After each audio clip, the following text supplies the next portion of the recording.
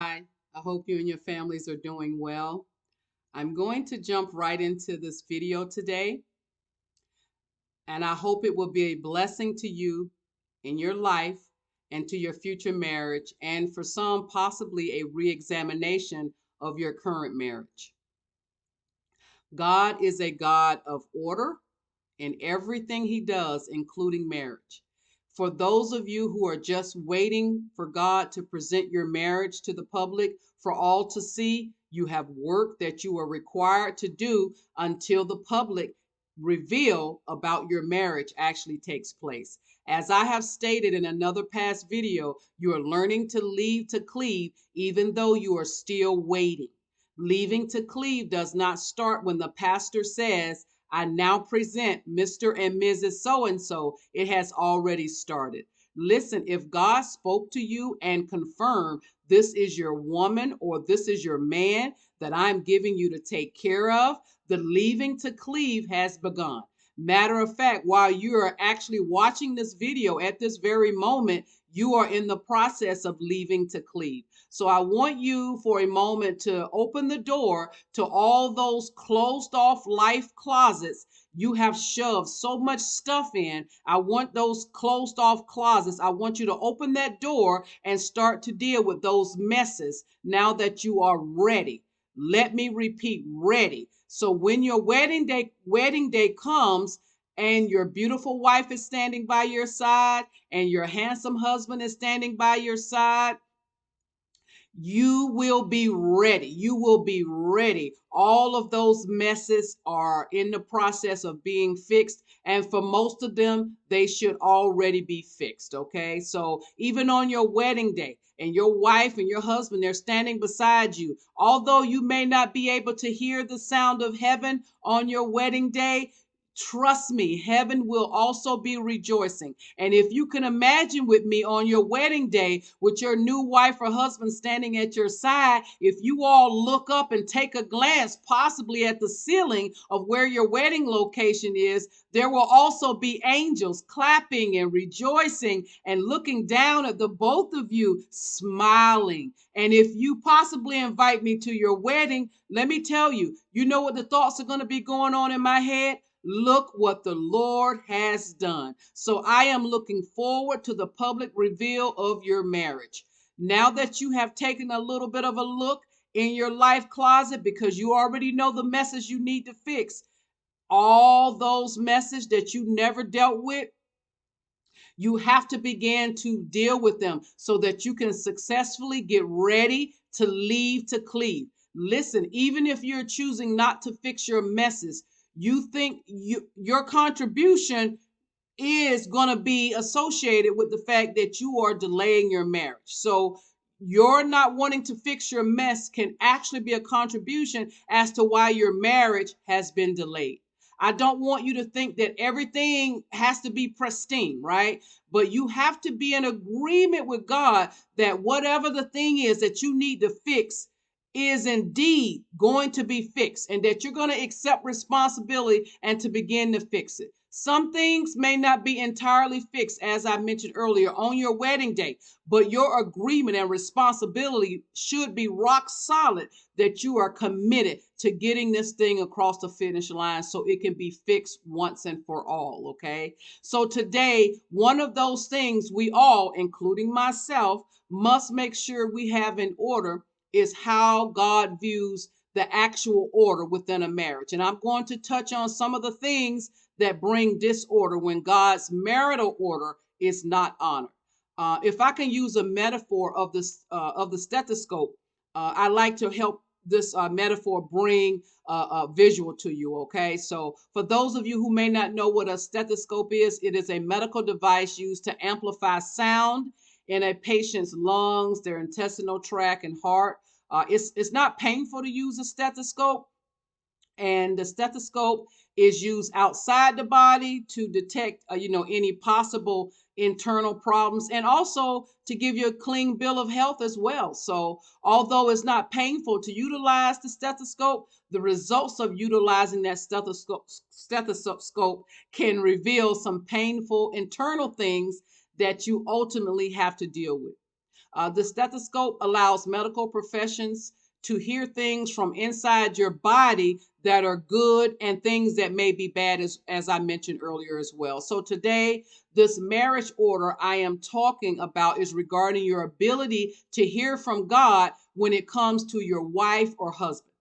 The stethoscope has four main things. I am not a medical profession, so please bear with me and know that I mean well, even even if I get something wrong. Okay, you have one part that goes into your left ear. You have a second part that goes into your right ear, and there's a third flat circular like a bell, a diaphragm that is placed on the area outside the body for the purposes of hearing what is going on inside your body. Okay, and you have a fourth part that is like the tubing and the stem that connects all those pieces together. So in your marriage, God is that flat circular bell diaphragm and that tubing and that stem. Okay, and your wife has one earpiece in her ear, and your husband has the other earpiece in his ear. No one, and I mean absolutely no one else, will be hearing about what is going on internally within your marriage except you, your husband or your wife, and God. So when God is speaking to you about your marriage, he's speaking to your wife and your husband as well. This is a three-way conversation among your wife, your husband, God, and you, and no one else. Okay, so let's put this into further context, and how God views his order, his marital order in his kingdom, in God's kingdom. I'm not talking about how people do it in the world, but in God's kingdom. God's order is God himself is first, your husband or your wife is second, then the children are third, and the rest of your family is fourth, and your ministry, your job, etc., those things are fifth, and so forth. Okay, this is God's order for your marriage. If you approach anything in your marriage outside of God's order, you will have disorder. God is not going to speak to your friend about your husband. God is not going to speak to your sister about your wife. He's going to speak to you first. Now, God certainly uses people after he has first tried to get your attention on multiple occasions. And what typically happens is that you ignore what God is leading you to do. And this, you ignoring it, is normally because of pride and ego, because we all know those are the hateful twins, right? And when you ignore these things, things become disorderly. So then you finally, after there's disorder, you finally notice the disorder, or you get tired of dealing with your drama. And now your heart is ready to finally receive what you still need to do to get back into order. Because what God has spoken to you about how what you need to do to get yourself back in order, he still means what he's spoken. Okay. So if God decides to use someone else to speak to you, it is not, I repeat, it is not because God didn't already try to get your attention first. So this disorder has hardened your husband's heart, and his earpiece part on the stethoscope is now clogged. This disorder has hardened your wife's heart, and her earpiece on the stethoscope is now clogged as well. So what you will now be hearing internally within your marriage will be bad things in your marital heart. You will be hearing bad things in your marital lungs. You will be hearing bad things in your marital intestinal tract. See, God sees before you do in some cases the messes in your life closet, and he already knows how you feel about his order. That's right. God already knows deep down in the cracks and crevices of your heart. He already knows how you feel about his order when it comes to marriage. So he begins, especially if you have some concern about God's order for marriage, he's going to begin to show you that during your leaving to cleave process, even before your wedding day. Because some of you still, like I said before, you have problems with God being the head over your marriage first, even before you. Some of you still have a problem with that. It still makes some of you uncomfortable. You still cringe. You still roll your eyes. You still simply don't agree with God being in charge, period. Period. I like to give you some examples of why some of you still have problems with God's order because you still think, for example, your children, whether you already have children or you will have children in the future, you still think your children, your friends, your job, your ministry, your extended family, your golf, your mom or your dad, taking a million selfies all day, every day. You making videos from the time you get up in the morning until the time you go to sleep at night. That basketball game, your sister or your brother, that fishing, playing video games, your girls' trip, your football game, spending way too much money and time in getting your nails done almost every week, or even going to the gym 4 to 5 hours a day. All of these types of things you still believe must come before God and your future wife or husband. See, all these things are good, but only after God and only after your wife or husband. Okay, and only after your wife or husband, and especially what they may need from you, because you have required duties uh, with your wife and husband, and you need to make sure you're performing those duties. Okay, listen, everything I described will take you out of God's order. I mean, you can tune me out, all you want to, but I promise you, you will have disorder. Now, I want to get into the next thing because they're of close proximity to you. Okay. I'm going to briefly focus on the disorder when it comes to your children, your family, and your friends. Now, if you're expecting to get married and you already have children, it is your responsibility to start now preparing your children. That means your young children, your teens, and even your adult children, that you're getting ready for marriage and what that will look like, in your family structure as well. Okay. You have to start to prepare your mom, your brother, your dad, your sister, your uncle, your cousin, whoever, with that, what that will also look like in your family structure as well. You have to prepare your best friend, your buddies, all your besties, what that will look like in your friendships as well. You may be saying, Tracy, listen, I know plenty of my family and friends, and even if you have adult children who are already married. So what's your point? Well, that's a good question. And my point is, when you look and examine your family, some of your family's marriages, your friends' marriages, and even your adult children's marriages, would you say that they have God's order in their marriage? Is their marriage order correct based on you watching this video, and hopefully you'll be learning some things today. Okay, I would challenge you with this question: are you still running to tell your friends everything that happens to you even before you will go tell your wife or husband? Are you still too involved in your adult children's everyday life even though they have their own husband or wife, and you are in the wrong lane and you are out of order even in your adult children's marriages? Is your brother or sister still doing everything for you? And in so many words, if your brother or sister are still doing a whole lot for you, guess what? Then your brother is acting like a pseudo mini husband to you. Or your sister, she's doing everything for you. That's like she's acting like a pseudo mini wife for you. You may not see it in that way, but that's the order you have in place in your life right now.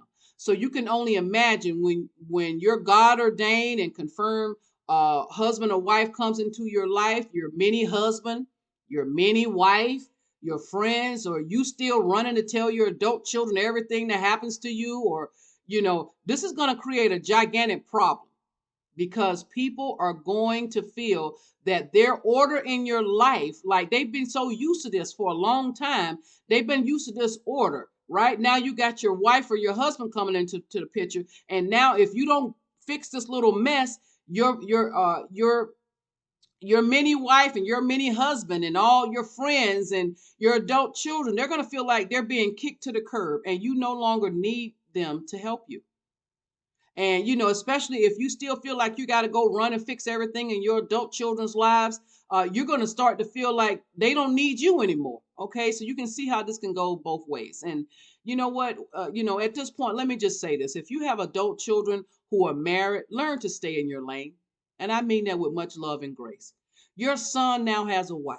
Your daughter now has a husband. If your adult child comes to you asking you to do something without consulting with their own husband and wife, you know what? As their mom or their dad, it is your responsibility to redirect your daughter or redirect your son back to their own husband and wife for whatever the matter is. And then you say to your son or daughter, after you go back and speak to your husband or your wife, and you both, let me repeat, you both feel you want to be involved, then please let me know. And it should not be out of order. That should not be in any other order. Okay, that should not be in any order. So when you're unless there is some type of unsafe emergency situation, which we all can understand. But if you do not have that, and your son shows up and he wants to, he needs you for this, or he wants to complain about that, or if your daughter shows up and she needs you for this, she want to complain about that. If that is not an emergency situation, if there's something that's not unsafe, you as mom or dad are responsible to redirect your adult son or daughter back to their own husband and wife and say, go back and talk to your husband or your wife, and then if you both decide you still need me to get involved, let me know. I'll be able to help. No problem at all. And you know what? A good indication that your adult children believe you're in the wrong lane in their life, even though you're sitting there feeling like they need me, and I gotta rush and I gotta go do this. A good indication of that is when you ask them to go places, they constantly decline your invitation to go places. And you know what? Because they don't want to tell you that you're out of in the wrong lane. I'm sorry, that you're in the wrong lane, because they don't want to hurt your feelings. Because at the end of the day, all that says is that you really don't have a life outside of hanging out with your grown children, that you don't have a life outside of that. And there's a lot of things to do in this world. There's a lot of things, a lot of opportunities, and God certainly has work for you to do. I can guarantee you that. Now, I'm not talking about, with your adult children and things like if you have certain events, family functions, celebration, birthday. That's not what I'm saying. But you, as their parents, should not be relying on hanging out with your adult children and their families every day. I mean, honestly, that's a little creepy. Really, that's a little creepy. And that speaks volumes that you don't have a life. I mean, you don't have a life, so get a life. Trust me. Ask God. God, what is it that you have for me to do? And I promise you, He will show you if you become an open vessel for Him. Okay, so start learning to leave to cleave now. Get back into God's order concerning your marriage, even if other people are not operating within this order that God has called them to be in their own lives. As I mentioned before, about your friends and family and the various people that they're already married. Now that you're listening and you're learning, I would ask you to go back and re-examine and see if they actually indeed have God order implemented in their own marriages. Okay, here's another example because of, again, close proximity to you. When it comes to younger children, and I mean teenagers as well, so young children and teens, if you believe the children come before God and your wife or husband, you are out of order. So let me repeat that. If you believe your child or your teenager must come before God and must come before your wife or husband, you are out of order. Listen, if this makes you think, Tracy, if you think my daughter is not important, and if you think my son is not important, and they have to come before my wife and my husband, you must be kidding. Okay, so if you're thinking that, I'm like, okay, if I were counseling you or advising you, if you came and asked me for my opinion, you know what I would tell you? Grow up. Grow up. Okay. So once again, God is a God of order and not disorder. No one is saying your children are not important, but children have a place in God's order and in your marriage. If you still have a problem with this concept, then you have another potential answer as to why your future marriage is still delayed. Okay. See, this is not about who's more important than the other. It's about who's more responsible to God, who's more accountable to God. You and your future wife or husband are first accountable to God. Then God holds you and your husband and wife accountable to the children He gave you, whether they are blended in or you both bore the children together. See, God doesn't hold your son accountable to what you, as his mom, what you may be deciding to do. Okay. But God holds you, as his mom, accountable to how your decision affects your son. Okay. As they say, get the picture. Okay. So it's not about who's more important than the other. It's about the order of accountability and the order of responsibility. So when it comes to your children and your teens, especially those that are blended in, you need to start to say to them, and you need to talk to them about what it means, to be in a marriage, what that means for you. Okay, so if you're around, your teen and your young child or whatever, and they start, you start to talk about your wife or your husband, especially in these blended situations, and if they start to say, well, why do I have to talk to her, or why do I have to talk to him, you are required to stop immediately and remind them as many times as it takes that this is my husband or this is my wife, and I am married to them and I'm not married to you. Okay. Now you need to reinforce that. Obviously, as believers, we have to walk in love. But when you have that parent relationship, especially in these blended situations, and there's a new husband coming in or a new wife, you have to remind your child, your children, or your teen, listen, I love you. You're my son, you're my daughter. I love you. Okay. But my wife or my husband and I are one, because you have already been working hard to leave to cleave. So they're your son or your daughter, they're not leaving to cleave. They're not getting married. You are. So you got to help them to understand this. And let me tell you a quick story. Someone that was counseling this guy who's now a husband, right? He has a son, and he was in a healthy situation with his then fiance, who's now his wife. And his son was, he was having little problems, with his dad getting married, and even though his future stepmom. Now, I know some people use the word step parent.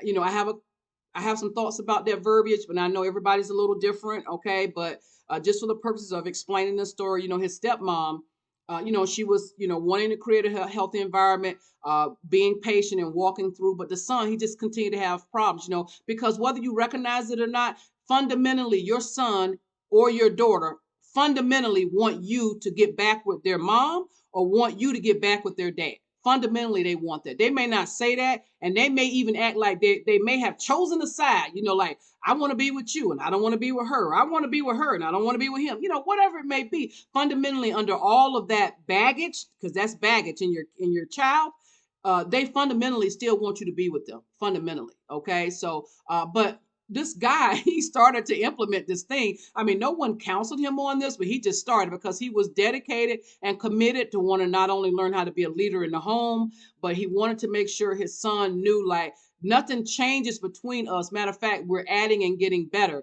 So, helping him to understand the different types of love, because there are different types of love in God's in the kingdom of God. And sometimes children confuse that the way you love your wife is the same type of love that is used to love her, or the same type of way you love your husband is the same type of love that's used to love him or your son. Okay, and you have to help them understand the difference in that. So that's why a lot of that jealousy and that envy comes in from your son or daughter. But this son, where every time something would come around, and his dad would say, you're this or that, she's gonna, and then the son would be like, why do I? And you know what the dad started to do? He started to walk away. He just walked away. He got tired of it. He started to walk away. And if someone was there to take his son home, or or take care of him, or whatever situation with, he'd walk away, go do something else. He'd walk away, get in his car and drive off, go home, whatever. Say, I'll wait, I'll meet you. All right. So he started doing it. After a couple of times, you know what? His son got the picture. His son got the picture. Okay. And as I continue to tell you all over and over again, as cute as your children are, and as nice as your teenager is, and you think, oh, they're just good kids, most of them, not all of them, most of them, your children and your teenager, because I'm a parent, I know how this is. I have experienced this, and my daughter has manipulated me as well. So I'm talking to you from experience. I'm not talking to you just about something I read in the book, okay? Most of the children and most of the teens, your children, your teens, they are master manipulators. And they know how exactly to get what they want to get from you. They know how to press your buttons. They know how to cry on purpose. They know how to dry their tears. They know how to feel. They know how to make you feel like you're not a good parent. When you're getting a child that's telling you, you don't care about me, you don't love me, you don't care about me, you're looking at a master manipulator in front of you. Okay, no matter how cute they may be, or you think that they're a good kid, but guess what? That good kid and that cute kid, they're manipulating you. You better believe that, okay? So they don't mind manipulating you, okay? And they know exactly how to get what they want from you, even at the expense of your husband and your wife. And don't you ever forget that. Don't you ever forget that they know how to get what they want. Because in their eyes, this is your wife, this is your husband. As I mentioned to you earlier, when you have to remind them you're married to this woman and you're married to this wife and you're not married to them. Okay, so it's your responsibility to help them understand the different types of love, as I mentioned before, and God's order for marriage. If you teach them the order, although it may be uncomfortable, if you teach them the order, kind of like I gave you that quick scenario about the dad, the husband, and how he walked away from his son until his son got the picture. And trust me, he got it, and he never did it again. He stopped saying and hemming and hawing and getting upset. With a kid, you can see on their face like they get this like I don't discuss on their face. Like, I don't want to talk about her. I don't want to talk about him. Okay. Believe me, the son eventually got the picture, right? Because it may be a little uncomfortable for a while as everyone is getting used to it, but you don't recognize it, but you are simultaneously teaching your son or teaching your daughter how to be a better wife and husband for their own future marriages as well. Now, I know it may seem far off when you're thinking about my daughter getting married to my son, right? It may seem a little bit far off, but time has a way of passing by very quickly, trust me. So show them what a God ordained and God confirmed marriage looks like, and your son and your daughter will naturally know what to look for when they are ready to become a future wife and when they are ready to become a future husband one day. So, all right, for anyone this may resonate with, remember the purpose of the stethoscope in your marriage. God is only speaking to you and your future wife about your marriage. Maybe, I'm thinking maybe I will do a video on premarital counseling at some point or another, but I'm not sure, if this is something God, will ask me to do. So stay tuned. Okay. So as I close, I would like to say this to all of you who are medical professionals out there and you are serving the Lord in all kinds of settings. God bless you for what you do in the body of Christ, in your medical profession. God bless you. Stay steady in your approach. Don't get caught up in the politics within your organization or within the business, and remain an open vessel for the Lord. He will show you how to navigate and how to accomplish what he needs you to do in the midst of all the medical rules and the medical boundaries you are required to do within wherever you work. So fear not. Okay, fear not. All right. So again, I just want to get back to open the closet, fix the messes so that you can successfully leave to cleave in an orderly way. God loves you. I love you. We believe in you. Until we meet again.